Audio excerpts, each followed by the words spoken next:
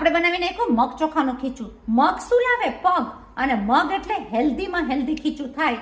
તો લોટ કેવી રીતે કરવો, કયું માપ લેવું, કઈ રીતના દળવું, કારણ કે ખીચું તો અલગ અલગ રીતના ઘણું બને, પણ મગ ચોખાનું ખીચું એટલે એકદમ સ્વાદિષ્ટ.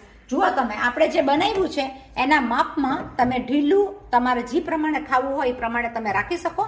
નીચે બેસેલું છે એ ઓખડિયા કહેવાય. આ ઓખડિયા જેને ખબર છે એને ખબર જ છે કે આ ઓખડિયા ખાવાની મજા જોર હોય. તો તમે આ ખીચું લઈ લેશું આપણે બાઉલમાં. એને શણગાર કરશું મરચાની ભૂકીથી કાં તો સંભારથી. અને ગરમા ગરમ ખીચું ખાવાની તો ભાઈ મજા જોર હોય. આની સાથે ઘણી બધી લેડીઝની તો ગમત થતી હોય અને ઘણાનું આ મનગમતું ખીચું હોય છે. તો કઈ રીતના બનાવ્યું? પરફેક્ટ માપ. ખીચું એટલે પરફેક્ટ માપ હોવું જોઈએ. જાઓ મારી ચેનલમાં, આપણે બાઉલ સાથે આપણે માપ બતાવ્યું છે કે કઈ રીતના આપણે બનાવ્યું છે, શું મેજરમેન્ટ લીધું છે. મેજરમેન્ટ માટે તમે મારા કિચનમાં